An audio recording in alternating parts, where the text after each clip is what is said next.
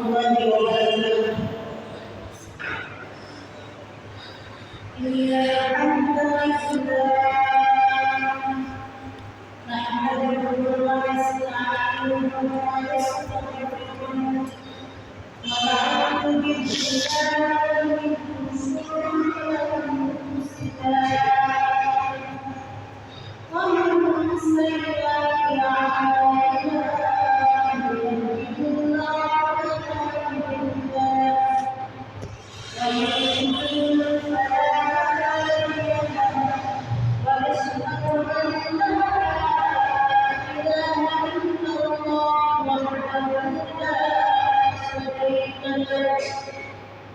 وأشهد أن محمدا عبده ورسوله. فقد قال الله تعالى في كلامه الحكيم وفي قرآنه الحكيم. أعوذ بالله من الشيطان الرجيم. بسم الله الرحمن الرحيم. ألف لام ميم.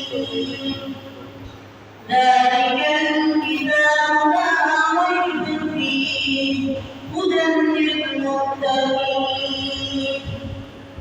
الذين يؤمنون بالغيب ويقيمون الصلاة ومما رزقناهم ينفقون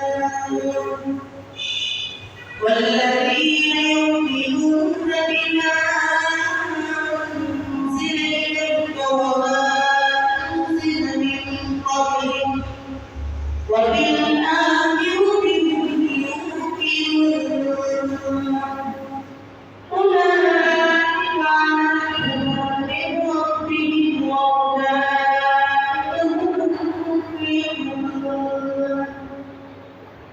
صدق الله العظيم وصدق الرسول النبي الكريم ونحن على ذلك من الصادقين والشاكرين والحمد لله رب العالمين.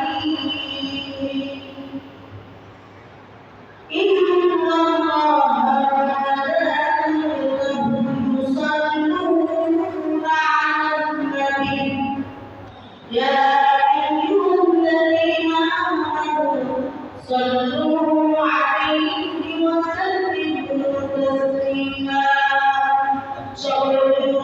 اللهم صل على محمد وعلى آل محمد كما صليت على إبراهيم وعلى آل إبراهيم إنك حميد مجيد. اللهم بارك على محمد وعلى آل محمد كما باركت على إبراهيم وعلى آل إبراهيم إنك حميد مجيد. الحمد لله সকলের ধন্যবাদ। আমরা যারা আল্লাহর মসজিদ হাজির হয়েছি, সম্মানিত সুদীবৃন্দ, মাদ্রাসার ছোট ছাত্র ভাইয়েরা এবং পর্দার আড়ালের মা ও বোনেরা, সকলকে জানাই ইসলামী সম্ভাষণ সালাম। আসসালামু আলাইকুম ওয়া রাহমাতুল্লাহ। সালাম আলাইকুম বলে হইতে না, সালামের উত্তর দিলে হচ্ছে কষ্ট, আর যদি সালাম দিয়ে আমরা তাহলে করবে কি না করে এই হাদিস আমরা মানতে হবে। এই পবিত্র জুমার আদান তারা আমাদেরকে দয়া করে মায়া করে ভালোবেসে মসজিদে আগে এসে কোরআন সুন্নাহ শুনবার এবং জুমার নামাজ আদায় করার তৌফিক দিয়েছেন। আমরা সকলে পড়ে আল্লাহর শুকরিয়া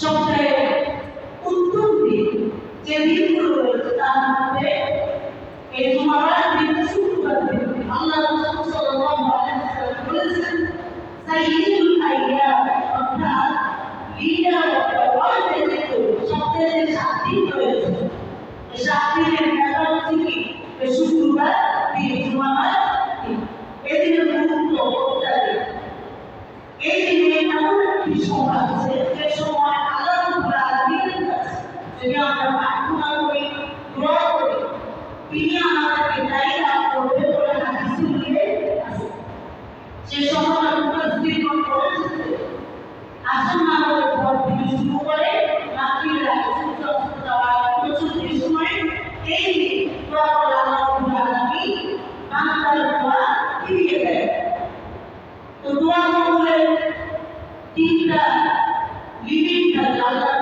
আমরা চাইলে আমরা দিয়ে দেব আর আমরা যখন চাই আল্লাহ তাআলা আমাদেরকে সেটা বলেও এরপর হচ্ছে আমরা যখন চাই আমরা যেগুলো মুহূর্তে করাটা কবুল হয়ে যে কোনো না কোনোভাবে আমরা তেরো পাই তো সম্মানিত উপস্থিতি আমি আমার উদ্দেশ্য পবিত্র কালাম শরীফের দীর্ঘতম সূরা দ্বিতীয় সূরাতুল বাকারা প্রথম পাতায় তেলাওয়াত করেছি উক্ত আয়াতগুলো সংক্ষিপ্ত ব্যাখ্যা অর্থ আমি ইনশাআল্লাহ আমাদের সামনে তুলে দেব আল্লাহ তাআলা আমাদের তাওফীক দান করুন আর মানবতাকে শোনার তাওফীক দান করুন আমল করার তাওফীক দান করুন আমিন এই সূরাতুল বাকারা এই সূরার বাকারা অর্থ হচ্ছে কি গাভী কিন্তু এই সূরা আল্লাহ রাব্বুল আলামিন শুধু গাভীর কথা বলেছেন না এখানে অনেক বিধানাবলী আল্লাহ রাব্বুল আলামিন নাযিল করেছেন এই সূরা এমন একটি আয়াত রয়েছে এতই গুরুত্বপূর্ণ যেটা হচ্ছে আয়াতুল কুরসি প্রত্যেক ফরজ নামাজের পর যে ব্যক্তি আয়াতুল কুরসি তেলাওয়াত করবে সে ব্যক্তি জান্নাতে যেতে কোনো বাধা থাকবে না শুধু একটাই বাধা সে মরে না তাই জান্নাতেও যায় না এজন্য আমরা প্রত্যেক ফরজ নামাজের পর আয়াতুল কুরসি তেলাওয়াত করব ইনশাআল্লাহ এই তেলাওয়াত আল্লাহ রাব্বুল আলামিন জান্নাত আমাদের দান করবে সুবহানাল্লাহ এই সূরার এত মহত্ব এত বড়ত্ব গুরুত্ব যখন আবু জরবিকারী একবার মাগরিবের নামাজ আদায় করেছেন মসজিদ তো উক্ত সূরাটা তো বড় সে বিশাল আয়াতগুলো তেলাওয়াত করতে লাগলো কিছু যে সাহাবীগণ রয়েছে যে মুসলিম রয়েছে তারা আগামী হয়ে যে এত বড় তেলাওয়াত নিয়ে তো যারা পিছনে আছে মুরব্বী ছোট বাচ্চা অনেক তো স্ত্রীরা বয়স হয়ে গেল জরুরি কাজে থাকতে পারে তখন আল্লাহ রাসূল সাল্লাল্লাহু আলাইহি ওয়াসাল্লামের কাছে অন্যান্য সাহাবীরা জানালেন যে আবু বকর রাদিয়াল্লাহু তিনি বিশাল আয়াতের তেলাওয়াত করতে লাগলেন এজন্য বড় আয়াত আমরা তেলাওয়াত করি নিজেরা যখন প্রার্থনা ব্যক্তিগতভাবে তেলাওয়াত করি আসলে মসজিদে নামাজ পড়া হলো আমরা এমন নিব যেটা ছোট না বড় না যাতে কারো অসুবিধা না হয় তো এই সূরার নাম করো আমি তো বলেছি যে এই সূরা 67 থেকে 71 পর্যন্ত আয়াত থেকে গাভীর কথা উল্লেখ করেছে সেখান থেকে এই সূরার নাম নেওয়া হয়েছে কিন্তু এই সূরা আল্লাহ রাব্বুল আলামিন নামাজ রোজা হজ যাকাত বিভিন্ন হালাল হারাম ব্যবসা বাণিজ্য জিহাদ যুদ্ধ এবং মুত্তাকিদের করেছিল মুনাফিকদের করেছিল জান্নাত জাহান্নাম সমস্ত কিছু আলোচনা করেছে এই সূরা তেলাওয়াত ফজিলত যে সেগুলো আল্লাহ নাজি করে। আর যে বলে সূরাতুল বাকারা তেলাওয়াত করছে আল্লাহ তাআলা রহমান তাআলা রসুল করে সুবহানাল্লাহ। এই যে অনেক আমরা যখন বাড়ি দোকান উদ্বোধন করি না, এই সূরা দিয়ে যদি আমরা বাড়ি দোকান এগুলো কিছু উদ্বোধন করি তাহলে সেই ঘরে শয়তান প্রবেশ করতে পারে না। এমনকি জিন দুষ্ট জিন সব যারা আমরা দেখি না তারাও প্রবেশ করতে পারে না। এজন্য বাড়ি উদ্বোধন করতে যে উদ্বোধন করতে যাবে হুজুরকে বলতে সূরা বাকারা উদ্বোধন করতে এতে রয়েছে বাংলা বাড়া। তো উক্ত সূরায় 186টি আয়াত রয়েছে, 40টি রুকু রয়েছে আর 186 আয়াত। আমি বাছাই করেছি তখন 6 আয়াত। এগুলো আপনাদের সামনে তেলাওয়াত করছি, এর অর্থ এবং ব্যাখ্যা ইনশাআল্লাহ পেশ করব। আল্লাহ রাব্বুল আলামিন সূরার প্রথমে বলছে আলিফ লাম মিম। এই আলিফ লাম মিম এর অর্থ কি? আলিফ লাম মিম এর অর্থ অন্য কিছু, এর অর্থ একমাত্র শুধু আল্লাহ রাব্বুল আলামিনের ভালো জানে।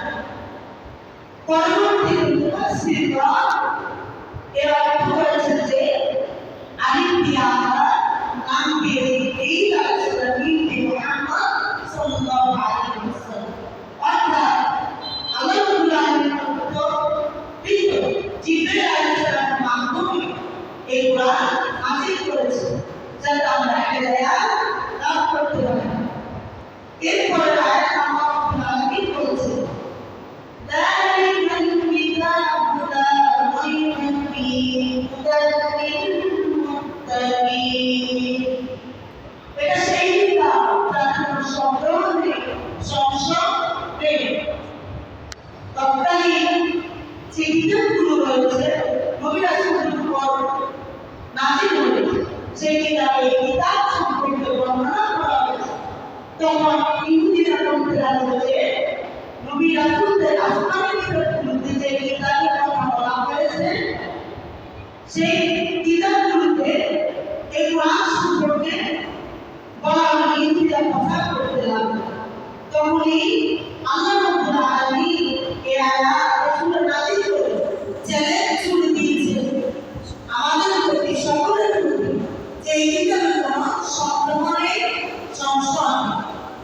এই কিতাব যদি আমরা মানি, চলি, পালন করি, তেলাওয়াত করি, তাহলে আল্লাহ রাব্বুল আলামিন বলছে মুত্তাকিনদের জন্য এটি হেদায়েতের পথ প্রদর্শক হয়ে যাবে। আল্লাহ রাব্বুল আলামিন তিনি আরো বলছেন সূরা সাজদা আয়াতে যে আলিফ লাম মিম তানজিলুল কিতাবি মিন রাব্বিল আলামিন। এটি সেই সত্তার নাযিলকৃত কিতাব যার কোনো মিথ্যা নেই, সংশয়ের সন্দেহ নেই। আমরা যাতে এই কিতাবের অনুসরণ করতে পারি, এই কিতাব যদি আমরা মেনে পড়ে বুঝে চলতে পারি তাহলে আমরা হেদায়েত লাভ করতে পারবো এবং প্রকৃত মুত্তাকি হতে পারবো। আল্লাহ রাব্বুল আলামিন পরের আয়াতে বলছেন ওয়াল্লাযীনা ইউমিনুনা বিমা উনজিলা ইলাইকা ওয়া মা উনজিলা মিন ক্বাবলিক ওয়া বিল আখিরাতি ইউমিনুন। এই আয়াতে আল্লাহ রাব্বুল আলামিন তিনটি গুণের কথা বলেছেন। এই তিনটি গুণ যদি আমরা অর্জন করতে পারি তাহলে মুত্তাকি হতে পারবো। আল্লাহ রাব্বুল আলামিন বলছেন আল্লাযীনা ইউমিনুনা বিল গায়ব, যারা অদৃশ্য গায়বের প্রতি বিশ্বাস করে। এই অদৃশ্য বলতে যেমন জান্নাত, জাহান্নাম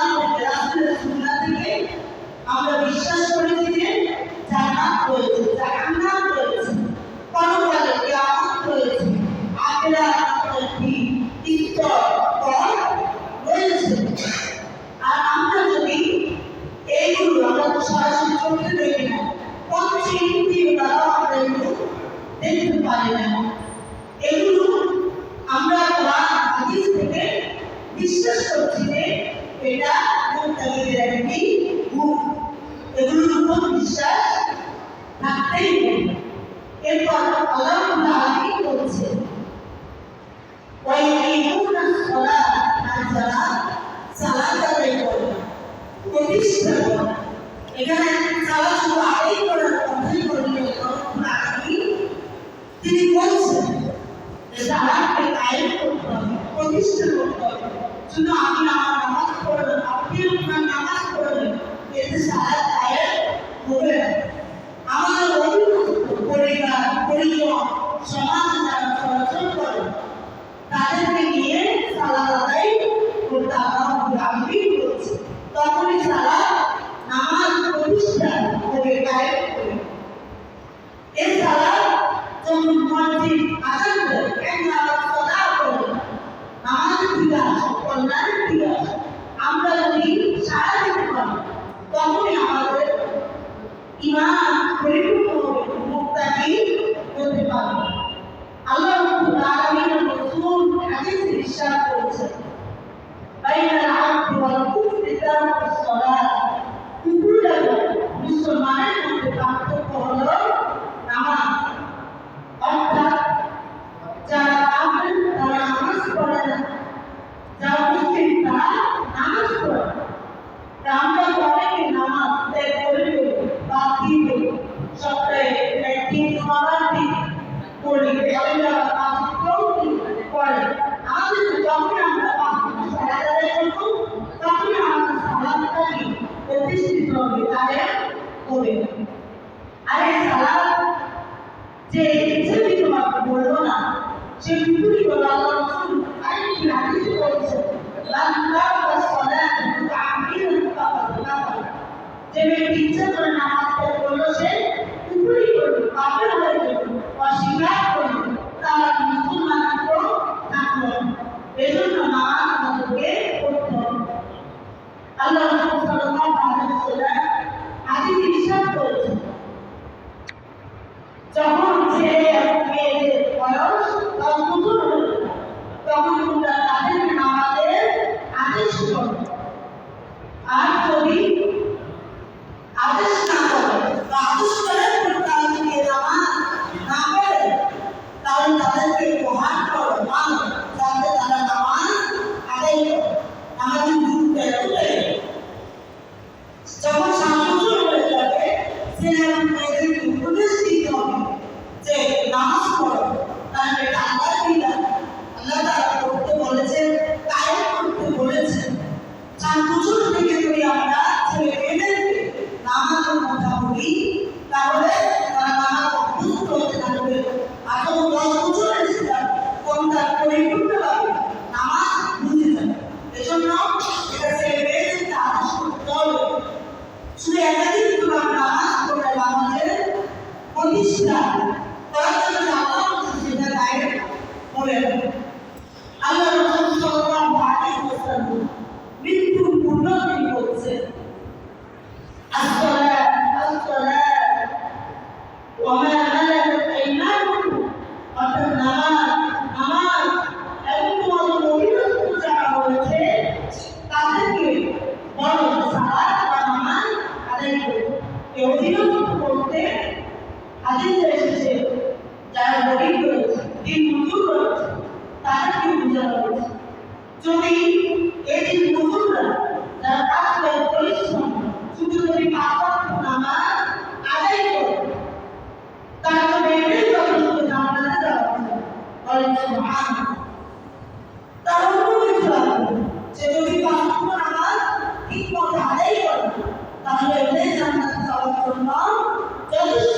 এজন্য আমাদেরকে এই নামাজের গুরুত্ব দিতে হবে, এই নামাজ মসজিদে জামাতের সাথে আদায় করতে হবে।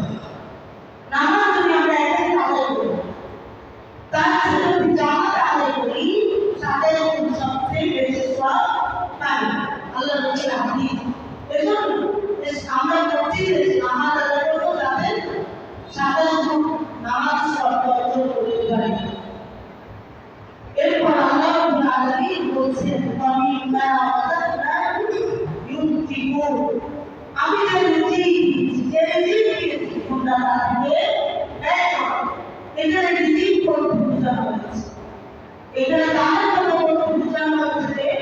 মুফাসসিরগণ বলছেন জাকাতের কথা, আবার সাধারণত আমরা দান করি এই দানের কথা বুঝিয়েছি। আমরা যদি দান করি এই দান আমাদের গুনাহ মোচন করে দেবে। এই দানের মাধ্যমে আমরা আল্লাহকে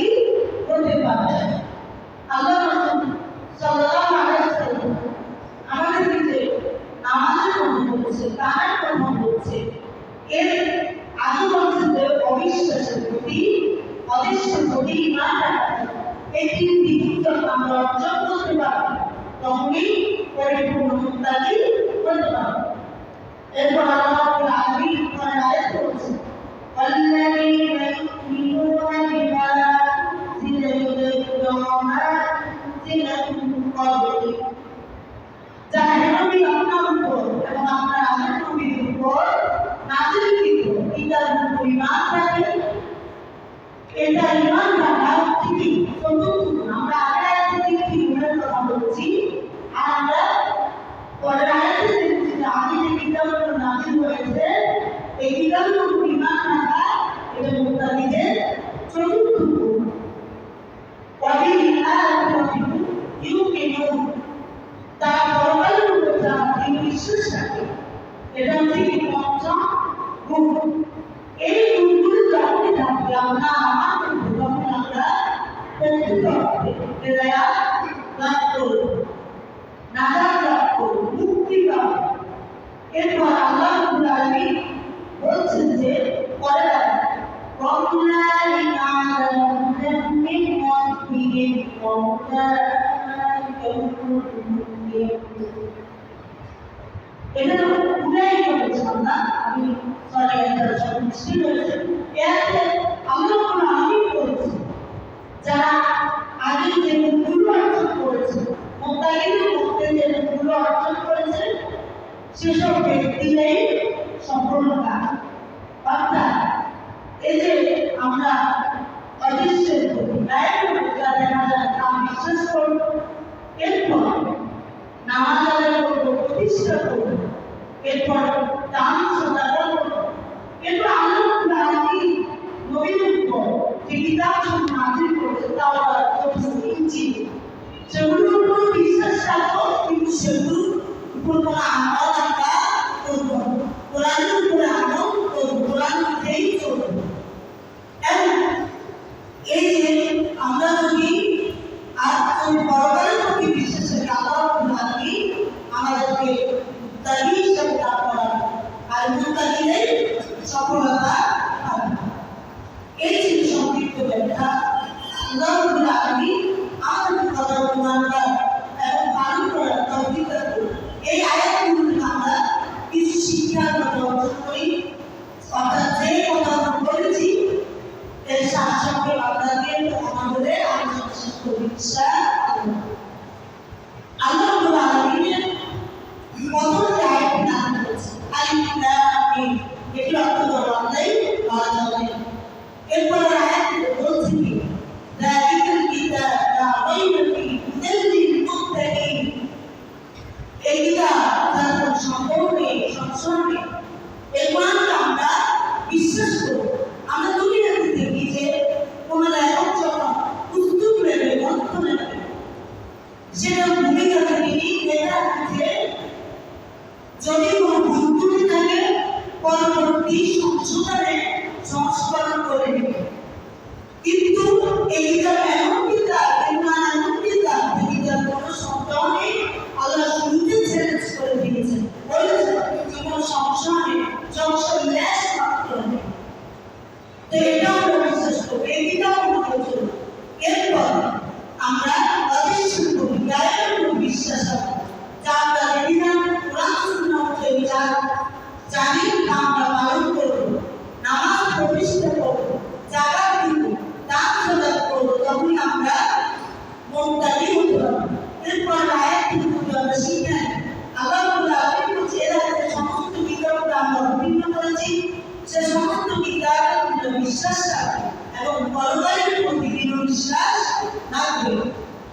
সর্বশেষ শিক্ষণীয় বিষয় হলো যে আমরা দুনিয়াকে প্রাধান্য দিব, আখিরাত পরকালকে প্রাধান্য দিব। দুনিয়ার চেয়ে আখিরাত আমাদের জন্য বেটার, সবচেয়ে উত্তম। এজন্য